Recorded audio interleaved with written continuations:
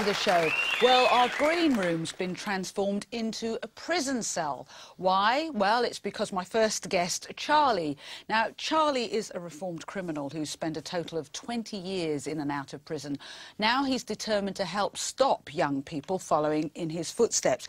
Charlie, first of all, I've got to ask you about this. What is it, a criminal record? Actually, it's the tools of my trade. Mm-hmm. It's my degree in life, if you want to call it that. Yes, it's a criminal record, and it's actually a ruined life. Or if I live to be 100, and I'm 55 now, it's almost just over half of my life. And the best what sort of things are on that criminal record? Fraud, deception, burglary, TDA, or twacking as it's known. Yeah. And I started from a very early age, 12 years old. Whoa. And I actually got my first 3 years when I was 14. And that's all of this? Yes, 10 pages. Page after page after page after page. And what was the longest stretch you did? Well, it's not a question of length. It was 3 years when I was 14. I did 2 years and 1 week, and then it was another 12 months, 18 months, 6 months, 9 months, 3 years, 2 years. You know, over a period of time, it's 20 years. But how did you get into this life of crime? I wasn't guided by my parents, and I don't mean that to be disrespectful to my parents, but since I've been doing what I've been doing, I've come to realise the benefits of an education. Right. And how an education can really take you above this petty criminal, you know, petty life of crime. Yeah. But a lot of people say, "Oh, I'm not scared of prison. It's easy. They're cushy." Yes, of course it is easy. It is easy. It is easy. You know, look, we're sitting down here and we're doing prison time. Yeah. You know, if I wanted to get up and lay on my bed, I'd lay on my bed, and if I wanted to ignore you, I'd turn over and ignore you. Yeah. I might throw in an occasional fart, just for something to do. But what's so scary about it then? If it's all cushy, they talk about TV sets. Because you come out of your landing now, assuming you're my girlfriend, or my partner outside, and you send me what they call a Dear John, which means that you've had enough. Yeah, you know, I'm sick of coming to visit you. You promised me you're going to stop it, blah, blah, blah. Yeah. I get angry. Right. And because I'm in my cell for 24 hours a day, that anger builds and builds and builds. Right. And then you come out of your cell and you walk down the landing. Oh, you looking at? Yeah. Oh, you looking at? Yeah. So you're never safe? You never feel you've got to be on edge the whole time? No, no, no. Week in, week, day in, day out, week in, week out? You get used to it. I'm an adult. Look at me. I'm an old man. I'm 55 years old. I'm not going to take no but I'm not going to go in there no more. I don't want to go in there no more. I've ruined my life because of it. So what made you turn things around then? Well, it's quite funny, actually, because I was doing 6 months for passing counterfeit currency, you know, dodgy £50 notes. I was told I had an epiphany. I was in the TV room on association, which means you come out your cell between 6 in the evening and 8 o'clock. Right. And you have your 2 hours where you can mingle with the other cons, watch TV, play pool, snooker, whatever. And I was watching the news. I mean, nowadays they have TVs in the cells, but when I was... It was like communal TV. They had 4 TV rooms separate with ITV, BBC, BBC, blah, blah, blah. Anyway, I was watching the news, and there was this guy in Scotland who come out of prison, and he was talking to a group of students, teenagers, about his life in prison. And, you know, I was just sitting there watching it and thinking, it's okay, killing a bit of time. And I've gone back to my cell at 8 o'clock, and somewhere between 8 o'clock and the rest of that night, I mean, I was in a single cell at the time, and I was reading a book, and it really was like someone had gone, Buff. And I looked up and I went, now. And I saw myself in front of a group of young people actually doing a job of work that I felt I could be good at. How long ago was this? 15 years. 15 years? Well, just over 15 years. So you've been on the straight and narrow since then? Well, not really. So you'd be pretty good to talk to some of our guests. Now... Only if they want to listen. Only if they want to listen? Yeah, and only if they want to change. OK, so that's what you do now. You spend your time giving kids... If they really think prison is all that, you're there to give them a reality check. Can I give you a reality? Look, number 4 on my list of 7 is I know I'm really hard. Now, I go into a school and I say to 200 or 300 young people, right, I want the lad who walks around the school, I mean, you all know the cocky one. The cocky one. You come out here on this stage now because you and me are going to have a fight. in front of everybody. And I'm going to prove to you, you're not the hard man you think you are. Now, straight away, I was in college last year, as I've been in there for the last 6 years. Yeah. And this lad was sitting there like this. And you could see his brain ticking over. And after a few seconds, he went, "Excuse me, what? Are you allowed to do that?" In prison, yeah. Yeah, in prison, yeah. But what I do, I mean, obviously I can't beat up kids. No, but you're giving them getting rid of all the romantic dreams of I'm so tough I could, and you're giving them some reality. This is what I do. Arm wrestle. I sit them there, I sit here and I say, come on. They go, arm wrestle, what's that prove? It proves that if you think you're stronger than me, try it. Put my arm down. I'm not going to beat you. I don't want to disrespect you or show off that I'm stronger than you. Because 9 times out of 10 I get beat. And they've got to live with somebody maybe like you who's got aggro, what have you, in a tiny little cell. With me, don't with me. All right. So you're going to be. I'm not violent. I'm not hard. No, but you're giving them a taste of what it's like. Yeah. And they've got to make some hard decisions once they've once you're in here, it's not too late. But it just makes it that much harder. OK. Well, this is going to be interesting because next, Sham is so sick of son Dean's behaviour, she's ready to disown him. Sham says Dean's not only stolen hundreds of pounds from the family, but he's even spread rumours that she was dead. Well, will a stint in Charlie's prison here make Dean see the error of his ways? I guess we'll find out next.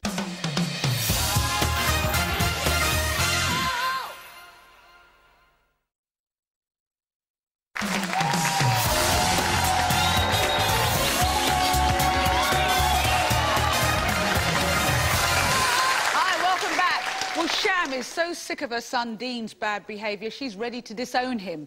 Now, his list of crimes includes stealing hundreds of pounds from the family, throwing a TV at her head, and even spreading rumours that she's dying or dead.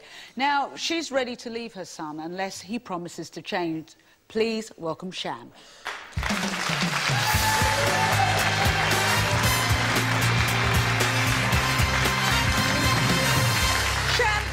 Go through a list of the things that Dean has done. He's stolen money? Yeah, from my dad, my sister, mainly all the family, me. Has he stolen charity money? Yeah, when my dad works at an old people's home, one of the residents had given him some money to pay into a charity, and Dean has stole it. How much are we talking about? I don't know how much was in the envelope. But over the years, from you? Hundreds. Anything? Maybe thousands. Would you trust him around your handbag or anything like that? No. I would hide it. I'd lock it away. And what about his temper? How angry does he get? He's very aggressive. I mean, he has thrown a TV at me. The TV's smashed. He's threatened to smash me over the head with a wine bottle. Had my boyfriend not grabbed him, that would have gone over my head. Have you ever been scared of him? I'm always scared of him. Always scared of him? Always scared. He's very aggressive. If you had to sum him up, how would you sum up your son? Demon child. Demon child? He has got a demon in him. And how long has he been like this? Since he was about 10, 11 when my mum died. And that's when everything started to change? Out of order. So what have you tried with him? I've tried everything. I've tried counselling, he's had counselling. Police? He's been arrested twice. What for? Shoplifting, and him and his friends stole a takeaway from a delivery guy. Hey? Shut the door, said thank you, and I was at work at the time, and they had to kick the door in to get the kids out of the house. What, the police had to kick the door down? Yeah, and they arrested them. Then I got a call from the police, said, can you come and take your son out? I said, no, so leave him there, let him suffer. My friend said, let's get them. I said, no, I said, let them suffer and learn from that mistake. But did he learn from that mistake? And I left him there 9 hours, he didn't learn. Has he ever trashed your house or done anything like that? 5 houses he's trashed. 5? When I've been at work. When you say trash, what sort of things has he done? Golf balls through my windows. They've left the bath running and it's flooding and gone through the ceiling to the living room. What, you came home to a flooded out place? Yeah. And what, just him or his friends as well? Him and his friends. They've got no respect for people's property. What happens if you sit down and you try and reason with him? Oh. What's going to happen if he keeps doing these sorts of things? He's going to end up in prison, he's going to lose me, or he's going to end up dead. How has he not ended up in prison? Have you ever intervened to stop him going to prison or bail him out? I mean, when he got done for shoplifting, I think, last year, the police called me and said, will you come and bail him out? And I said, no, you know, he's 21, he stole the things, let him deal with it. Yeah. I'm not paying his fine or his bail. Yeah. And I left it. But you're saying, can you put up with this much longer? No. So what are you going to do if he does continue like this? I'm going to leave. I'm planning to move. If it carries on, I will leave Manchester. If he can change... Will you tell him where you're moving? No. You mean you'll move without giving him your forwarding address? Yeah. You'll run away from your own flesh and blood? I will. Rather than hang around him? Maybe that is the kick up the backside he needs. So what do you want to say to him today? What is the message you wish would get through his head? I want him to change. I want him to stop stealing. I want him to show respect for people, sort his temper and his aggression out. Yeah. Otherwise, he will lose me or he'll go to prison. All right, well, let's meet him and hear his side of things. Please welcome Dean.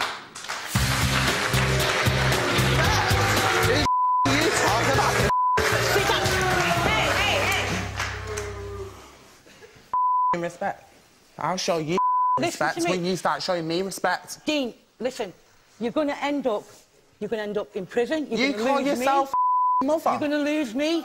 Are you going to end up dead? I don't even want you in my life. You told my family and my boyfriend that Mum's had an accident. She's been in a car crash. She's on life support machine. Why? Because you sent a message to my phone saying that. She sat here with me.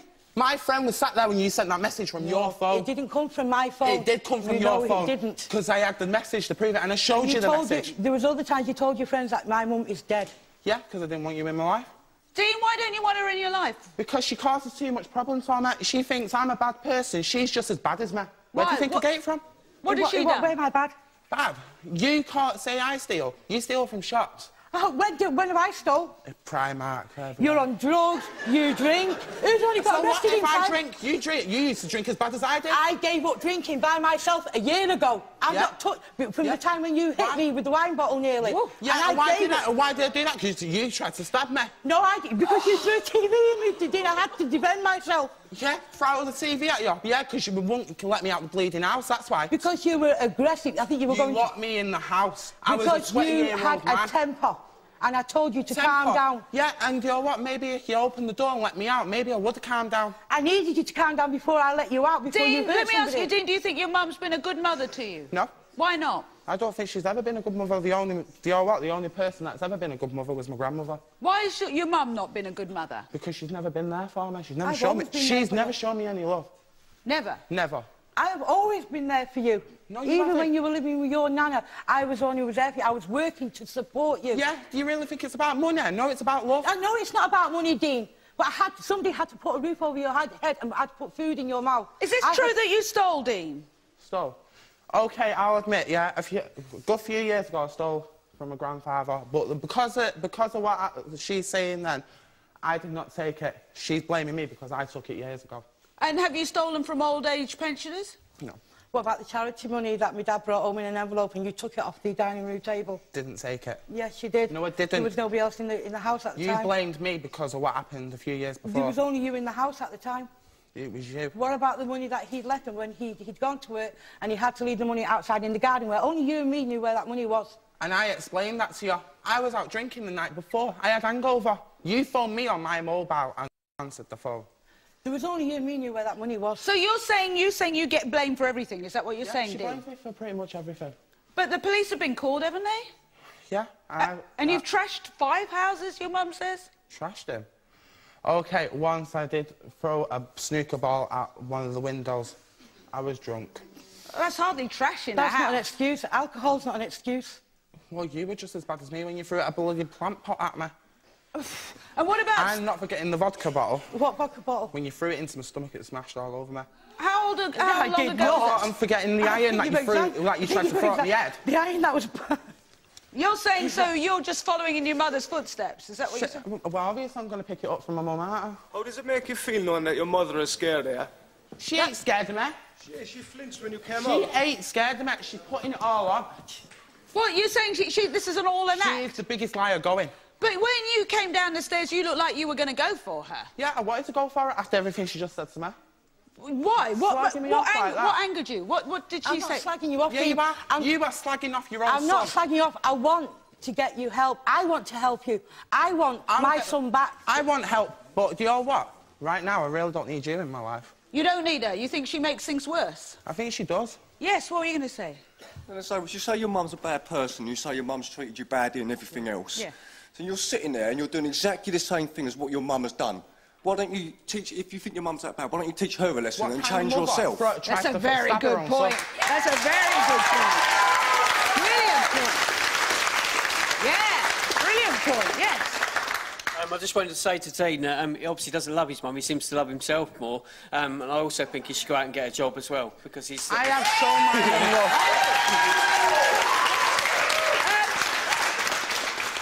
Sham, do you think you've done the best as far as being a mother's concerned? Honestly? No, I probably could have done more when he was younger, when my mum took over.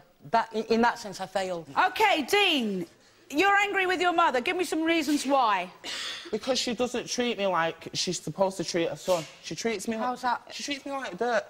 OK. You get respect what do you mean? when you're willing to give it. Respect works both ways. I will give you respect when you give me respect. What other problems do you... I am the adult, I am the mother, you are the child. I am not a child. You are still my child. I am not your child, I am an adult.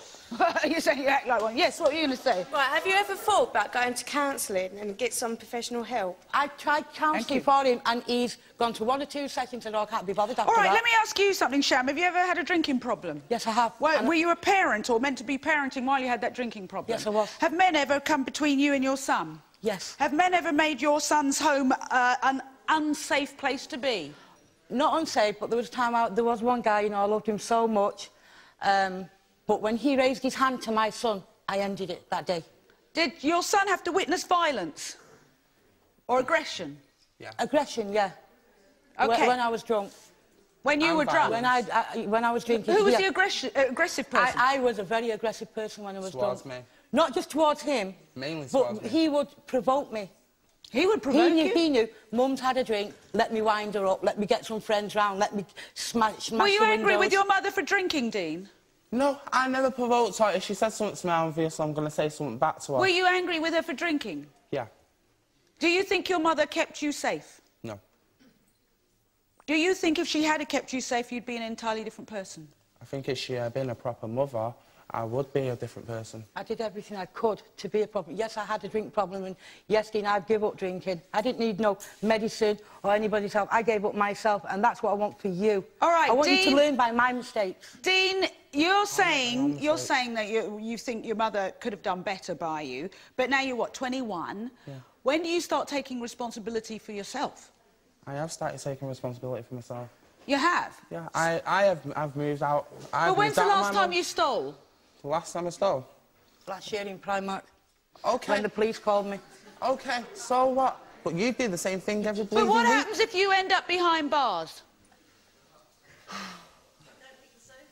I mean, what would happen? What would happen behind bars? Obviously, I'm going to make my own mistakes. Yeah, but why aren't you working? Because I am He needs to looking sort to his work. hygiene out first. What do you mean? I mean, he's untidy, his clothes smell, his body, his nails are dirty. People, wait a minute, people would not come into my house when he was living with me. They say, your son stinks. I'm being horrible, Dave. I'm being straightforward. I'm being honest with you. You're being straightforward then. OK, then. I walk into your house, yeah, you're sat there with your legs up on the sofa, fagging it, on the internet all day. Your house is a mess. My house is always tidy. Plates all over the table, plates all over the floor. My sisters, my dad will all tell. Good my house was untidy when you were living with me. OK, so let's come back to you, Dean. You're 21 years of age. It's about you taking responsibility for yourself. Now, you say you are, even though you were done for stealing. You could end up, from what your mother's saying, one of the fears she's got, am I right, Sham, is that you either end up dead, because I understand you get a bit mouthy sometimes, or you end up behind bars. OK, I get mouthy. But that's because I'm fighting And then you end up getting beat up by other people that, you know, you can't deal with. And I deal with that on my own. What are you going to do in prison? How are you going to deal with that?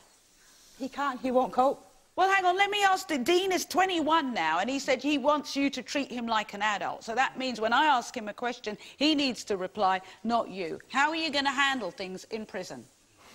I won't, but, you know, I am an adult and I want people to start seeing that I'm an adult. No, don't go off the subject. The question is, the way you'll go with crime, you're going to end up behind bars. You need to be thinking seriously about how you will deal with things in prison. Well, hopefully it will never come to that. Hopefully. Well, let's try and help you even more so that it won't come to that. I want you to meet somebody called Charlie. Charlie, I'll get you to stand up and introduce yourself. All right. How long did you spend in prison? 20 years. Right. And you're here to do what? Give you a chance to do prison time before you actually go there. I've brought the prison to you rather than you go to the prison. Do you understand that? Yeah. That's if you keep on going the way you're going, where you're going to end up. And I know you want to sort your problems out, but prisons aren't the best places in the world to start doing that. So, Charlie, what you're wearing now is what you'd wear inside? Yes. OK, so I think you've got some things here for Dean. All right, now backstage what we've got, and this is something that you do with a lot of young people, isn't it? Yeah. So Charlie is going to give you a taste of spending some time in prison. So you know what it's like. And what I want to do is meet up with you afterwards, because I don't know so much that whether you are a bad person, Dean. I think you're a damaged person, but I also think you're a damaged 21-year-old, and instead of looking back at what Mother did, you've got to start looking forward. And one of the things I'm scared about is if you end up as a vulnerable young man behind bars, you're going to get a taste of what Charlie's going to introduce you to. And I'll catch up with you later to talk seriously about how you avoid that. OK? So I'll get you to take Dean off, Charlie.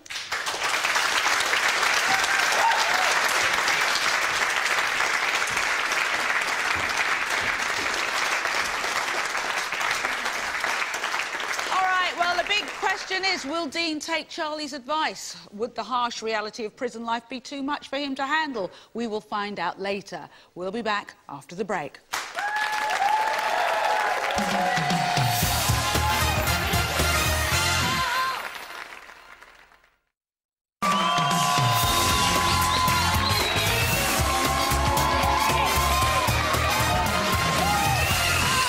Welcome back. Earlier, I met reformed criminal Charlie, who spent 20 years going in and out of prison. Here's his story. Hi, my name is Charles Young, and I led a life of crime, and I was in and out of jail for over 20 years, and I have over 40 previous convictions. I know how hard it is in prison. I started offending when I was 12 years old, and in my 20-year career as a criminal, I was prosecuted for fraud, deception, burglary, TDA, some drug offences, some violent offences. Nothing heavy. I was caught in a vicious circle. But then one day I decided to try and transform my life. And I was sick of being in and out of jail, and I found that I wanted to help others realise just how bad it was. That's when I decided to travel across the country and warn young people about the realities of prison life. I wanted them to realise that crime doesn't pay, and if I can stop just one person from avoiding a life of crime, I'm satisfied. My job's done. Well, that's Charlie. Now, earlier in the show, I also met 21-year-old Dean, who admits he's stolen money from his family and is slowly but surely getting into a life of crime. So I sent him to our very own prison cell here in the studio. Big question, has former con Charlie convinced Dean crime doesn't pay? Well, let's take a look and see what's been happening. You see, the thing is, look, you walk down the street, you see things from an angry perspective. But imagine, you're in my cell. Are you going to come in my face? Are you going to come up to me and start giving it to me? Yeah, do you think you're that that you can me? Put your arm around, turn around. Hang on. Before we start, right? Don't break my arm, okay? Yeah. I'm not going to... What do you mean, okay? What, you going to beat me? No. What do you mean, no? We haven't even started already. You're saying no. You're giving up before we start. I'm your cellmate. Now, I can choose to ignore you. You know, if you look at me, look at it. Don't look at me, you Don't look at me. Because the word soon gets round. Do you understand what boring means? Yeah. Do you understand what 24 hours a day in the cell means? Yeah.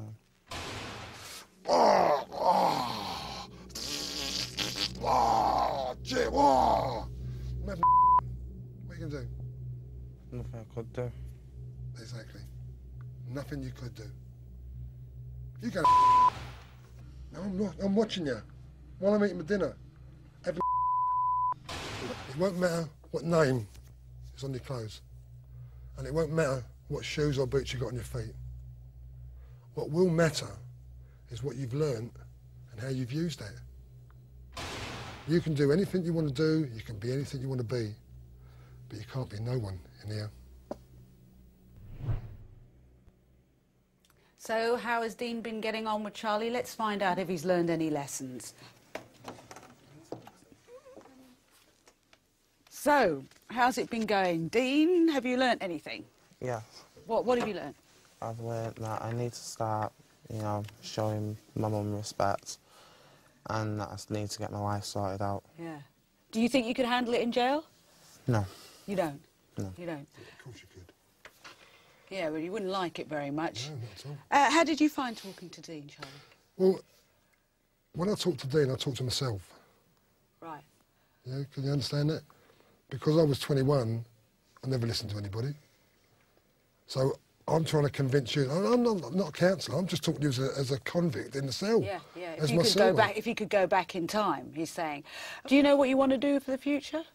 I want to go and I want to start doing working something I like. Like what? Office work. Yeah, but then you've got to be trustworthy around people. People aren't going to feel good about you working in an office if they think they're going to get their handbag nicked. So you've got to be able to trust yourself. I think all that anger is stuff that's been bottled up for years. And there are ways you can have talking therapies and what have you to help you with that. Drugs, is that an issue? No, it's never been an issue. Well, it was an issue at one point, but that's over with now. No wacky-backy or anything like that at the moment? Not anymore. No. Drinking? Drinking isn't as bad as it used to be. Yeah, the smile is drinking a problem? Is it causing problems? Obviously? When I do drink, it does cause a problem. Why? What happens? I drink, I go over the limit. Yeah, and what do? Get angry? No, I don't get angry. It's just I don't remember anything. And you put yourself in a situation where you can be abused? And anything could happen. All right. So, Charlie, your final words to Dean are, if he's got to come away remembering one thing, what does he need to remember? In this cell, you will ask a screw when he opens the door to let you out to slop out, look, can I talk to someone? And one of the worst things is, you'll have the door slammed in your face and you'll be able to talk to no one. Yeah. Now, I've said time and time again that if you're in prison, you know, you should be allowed, rather than spend 23 hours a day in the cell, there should be people like me that are allowed to go into the prison. And actually talk to you. Well, yeah. You know, just let you know that you've got friends and people thinking about you and that they care for you. But now, maybe the whole thing is, Dean, that you don't wait until you get into prison to actually ask to talk to somebody. You do it on the outside before you get in that situation. And the other thing is, you talked about your mum having respect for you. My final words were, you need to really have respect for yourself. And having respect for yourself is keeping yourself and your clothing clean. Washing regularly, because sometimes depression and anger does that, okay? You need to be doing that. Every day, have a routine where you set... Do you have an alarm clock? Yeah. Yeah, set the alarm clock to 9 or 10 o'clock or something like that. Get in the shower, have a wash your clothes, learn how to wash your clothes and what have you, because that starts giving people respect. When you let your hygiene go, you start feeling bad about yourself. You don't even realise it. And other people will react to you because, you know, because of your hygiene issues, other people will react to you. So if that's the one piece of advice I can give you. And as for your mum, if you're not getting on with her, have a bit of space from her for a while. You hear what I'm saying? Don't keep going back to her and being angry with her. She can't change the past.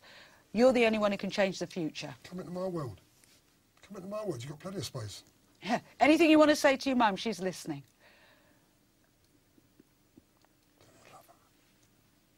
Well, you could say you're going to change things. I will change, but right now, I think it's best that me and her don't have contact with each other. Yeah, I think a little space is good until you sort your issues out, because every time you meet up with her, they're going to come up again. OK? Not an angry space, but a space that you spend your time working on yourself. I've always said the best revenge is to go out there and be successful. Yeah? OK. All right, Charlie, I want to thank you for your help. Thank you very much. And if you want to stay talking, and afterwards, if you want to talk with one of our counsellors, take the opportunity. I could do talking to the council. Yeah? Yeah. That takes a lot of guts saying that.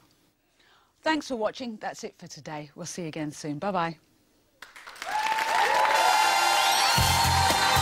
And if you can't wait till tomorrow, there's more from Trisha Goddard on Demand 5 at 5.tv/Demand5 or through BT Vision.